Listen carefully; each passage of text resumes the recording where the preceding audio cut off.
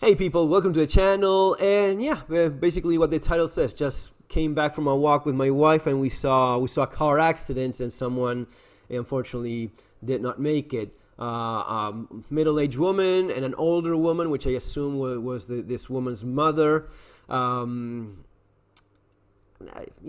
things that happen in life. It sucks, but this is life. And I when we were walking back, I just kept on thinking about these things and how this is basically, what survival preparedness and life basically is all about. And because of this chip that some of us have, we always see things through this survivalist lens, and you cannot avoid noticing certain things. Basically, as always, we would go for a walk and whatnot, and we saw obviously a car crash. And this was entering in a business and in the parking, and there was a smaller car that was hit from behind, and there was a big van that was also had a crash in the front. So obviously, what I assumed to be obvious was that the van was driving very fast, did not slow down when the woman tried to go into the parking, and the guy just hit her from behind very, very hard. We went past that. There was already police there.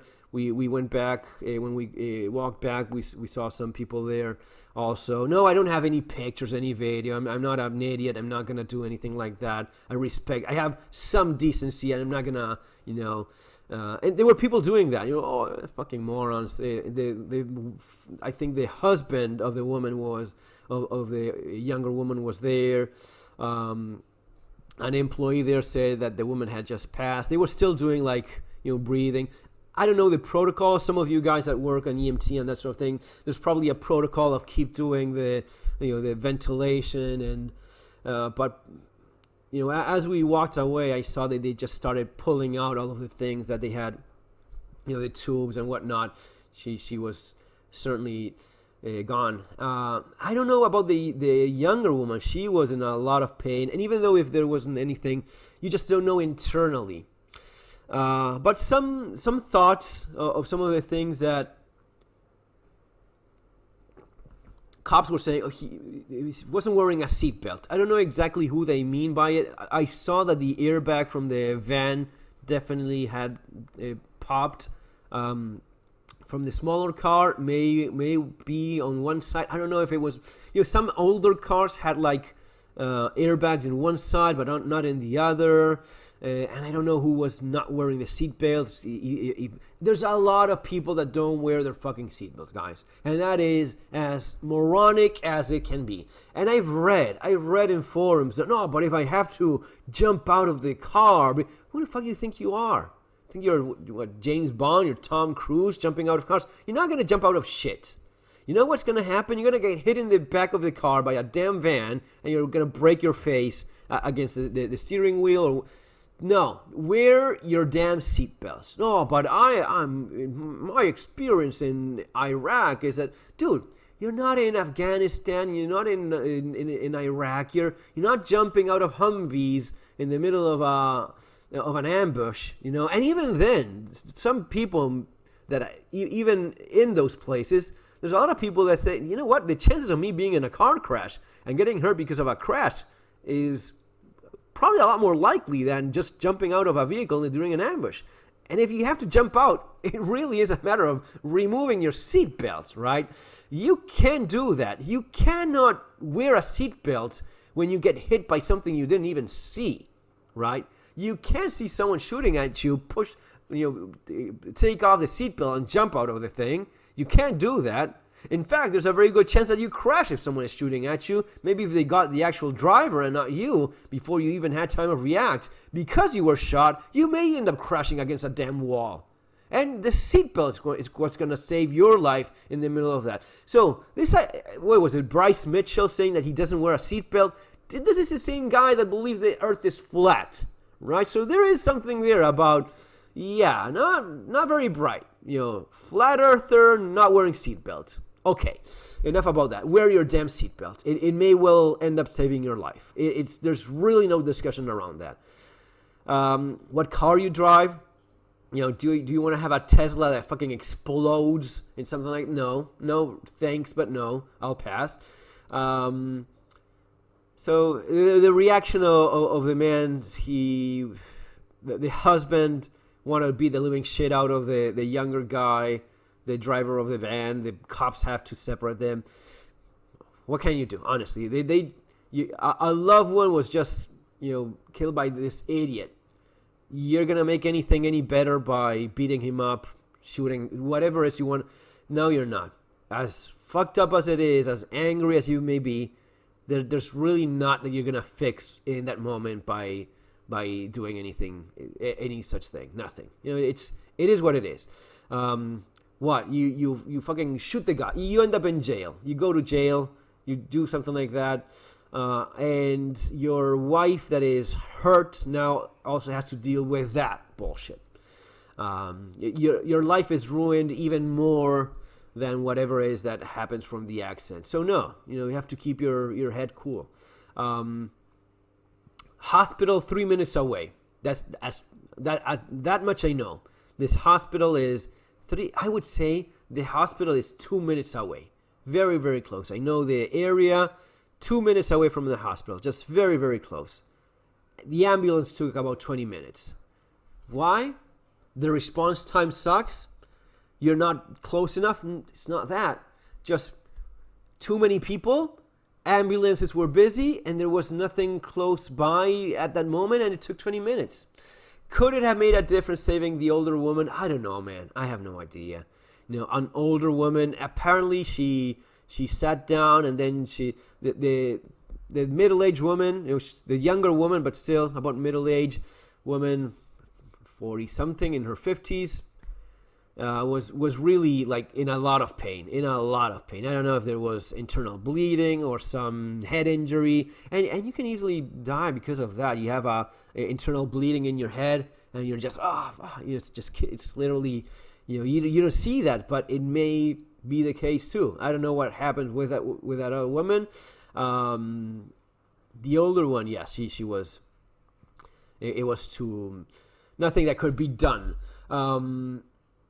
But if the ambulances are not there, if there's one person that needs help and there's another person, and let's say, for this case, that they brought 2 ambulances eventually because it is 2 people that they had to move. So 2 ambulances, cops, and whatnot.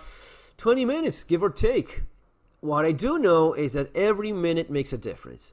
The further away you are from a hospital, the lower your chance of survival. If you're 5 minutes, 10 minutes, 20 minutes, half an hour away from a hospital, that is bad. Let's say you have a heart attack. It's something like every 10 minutes, every minute reduces like 10% your chance of, something like that. I don't know exactly the number, but every minute lowers your odds of survival when you're needing immediate medical attention. It makes sense. But just being very close to a hospital does not mean that you will have access to that. What is it you do? You get someone to drive you? Well, maybe it's a spine injury or something that you should not even be moving the person. Maybe not. But if it's something that is internal bleeding or external bleeding and you want to get that person fast because you're just seconds away from bleeding out, maybe you do that. If I know I'm 2 minutes away from the hospital and I feel that there's no neck injury or spine injury, and you can have someone putting in the back of the car and taking them as quickly as you can. You're not giving any kind of medical advice. I'm not a doctor. I'm not an EMT guy. Don't take. But these are the things that go through my mind as I see this. Seatbelt, distance from hospital. Fucking life, man. This is life. And these are the things that happen. It's not the zombies. It's not the bullshit we spend, years talking about the UN invading my country and the blue helmets. No, it's getting blindsided by a fucking idiot in a van. That's what happens. The size of a car. This was a smaller car hit by a much bigger van. Size matters, guys. Size matters. I'm not saying drive the most idiotic, biggest vehicle you can buy. I'm saying some common sense. This is a yin-yang of life and balance and preparedness and common sense, and that Goldilocks middle ground that I often fall back to with all things preparedness. Some common sense. What size is your car? Oh, I drive a fucking military truck. I drive a tank. Okay, you're an idiot.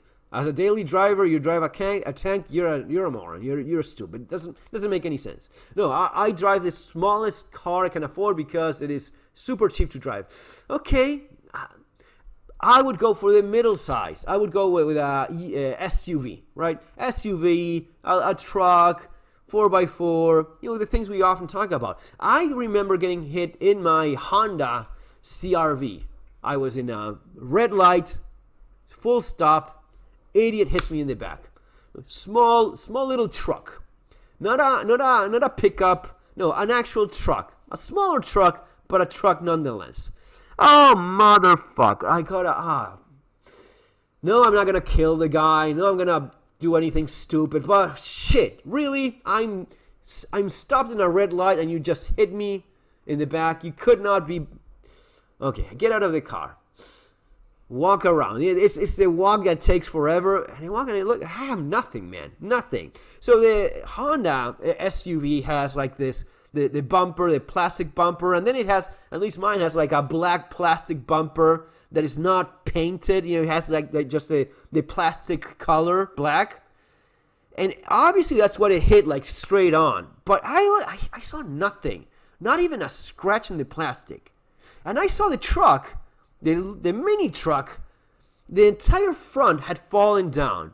I was like, tough luck, man, shit. I walked back and I left. No, I'm not going to waste an even second with your stupid ass. We're not going to change insurance because I'm going to waste us. I have nothing. This is your problem, Screw you, you dumb moron that could not stop in a red light. But why is it that this happened? Well, luck.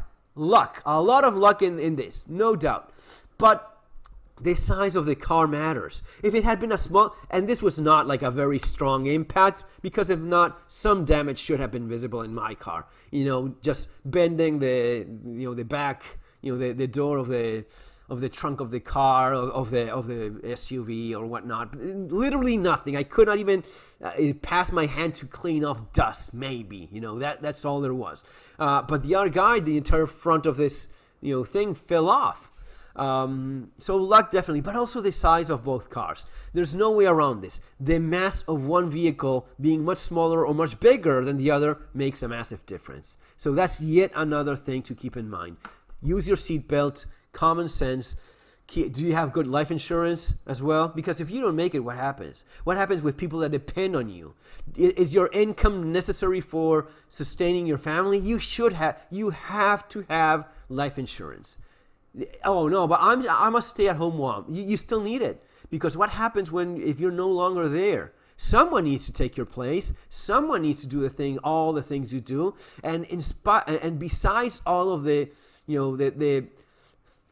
tragedy that is something like this, you have to add upon that the financial burden of no longer having a family member that is contributing to the economy of the family. Oh, that's so cold. No, it's not. It's common sense. You do not want to be dealing with a grief and suffering and pain of having lost a loved one, and besides that, have to think about money. At the very least, remove that from the equation. As painful as it is, at least that's not going to be something to add upon it. Guys, that's some of the thoughts I have from this. Have a great day. Take care and prepare. That's what we try to do here, all right?